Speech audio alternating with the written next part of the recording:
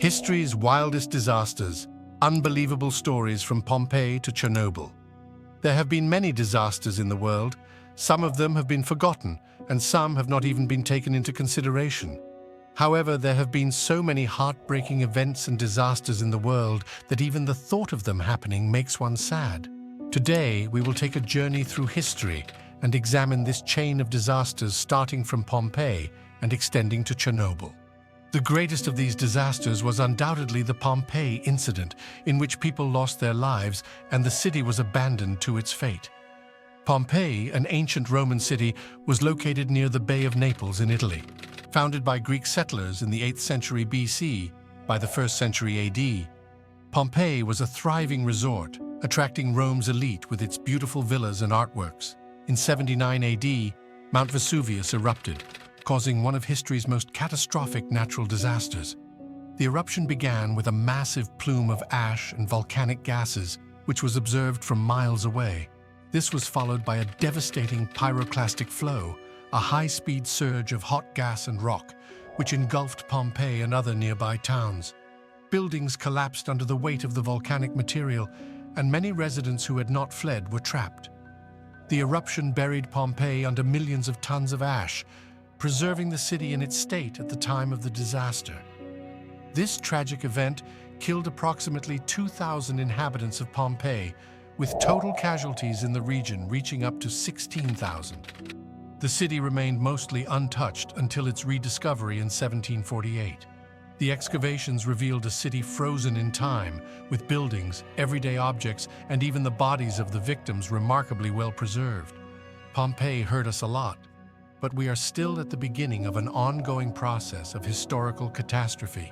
The Chicago Fire is also a disaster that has deeply affected humanity. The Great Chicago Fire, which occurred from October 8th to October 10th, 1871, was a major disaster that reshaped the city of Chicago. The fire started on the southwest side of Chicago, in or around a barn on the property of Patrick and Catherine O'Leary. While legend famously blames a cow kicking over a lantern for starting the fire, the true cause remains undetermined. Dry conditions and the abundance of wooden buildings and sidewalks in Chicago contributed to the rapid spread of the fire. The fire had a devastating impact, leaving approximately 300 people dead and 100,000 homeless. Over 17,000 structures were destroyed, and the city suffered an estimated $200 million in damages. The fire's spread was eventually halted by rain, which aided the exhausted firefighting efforts.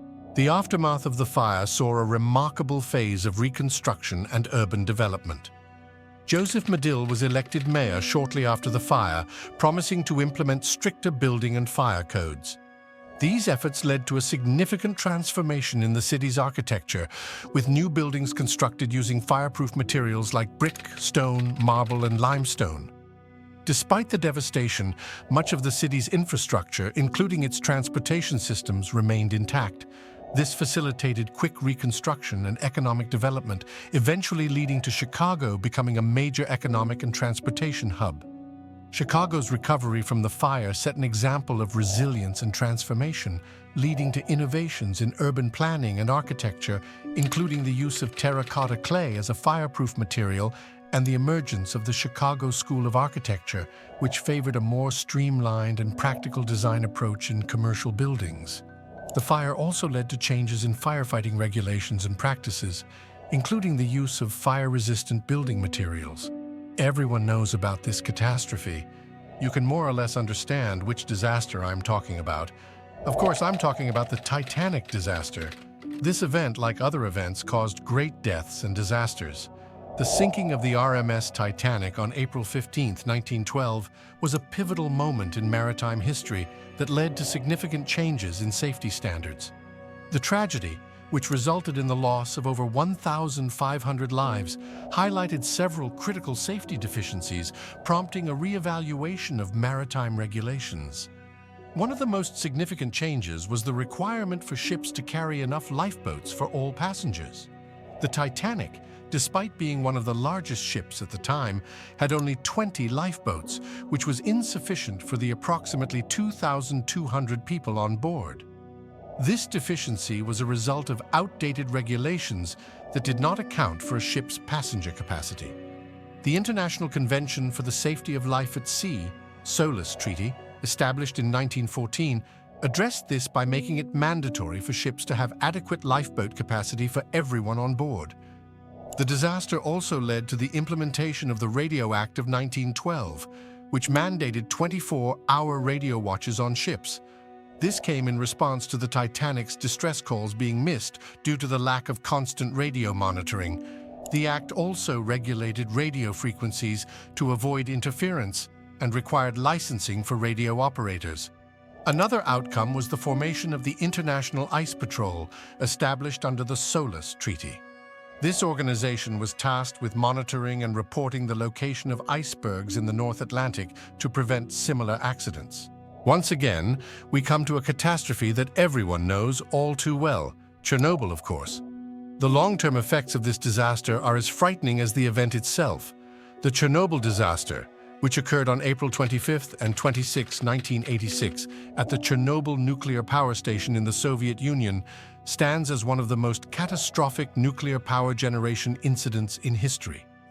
The disaster began during a poorly designed experiment at Reactor Unit 4. The plant operators violated safety protocols by shutting down the reactor's power regulating system and emergency safety systems and removing control rods from the core while the reactor was still operating at 7% power. This sequence of errors led to an uncontrollable chain reaction and resulted in several massive explosions. The Chernobyl reactors, known as RBMK reactors, Reactor Bolshomoshchnosti Kanalny, were unique due to their combination of a graphite moderator and water coolant, making them highly unstable at low power. This instability, along with a positive void coefficient, contributed to the power surge that caused the disaster. The surge led to a steam explosion that lifted the 1,000 metric ton cover off the reactor, causing further damage and exposing the reactor core. The immediate aftermath saw the release of a significant amount of radioactive material into the environment, estimated to be between 50 and 185 million curies of radionuclides. This led to extensive contamination of millions of acres of forest and farmland, affecting both human and animal health. The Soviet Union established an exclusion zone of about 18.6 miles radius centered on the plant, covering an area of 1,600 square miles to contain the contamination. In terms of human casualties, initial reports varied, with some sources stating that 2 people were killed in the initial explosions, while others reported closer to 50. Additionally, there were numerous cases of radiation sickness, and thousands of deaths from radiation-induced illnesses and cancer were expected in the following years. If you found this journey through history's wildest disasters enlightening, don't forget to like, share, and subscribe for more fascinating content. Your engagement helps us continue uncovering and sharing incredible stories. Join us as we delve deeper into the lessons of the past to shape a more informed future. Subscribe now and become part of our community.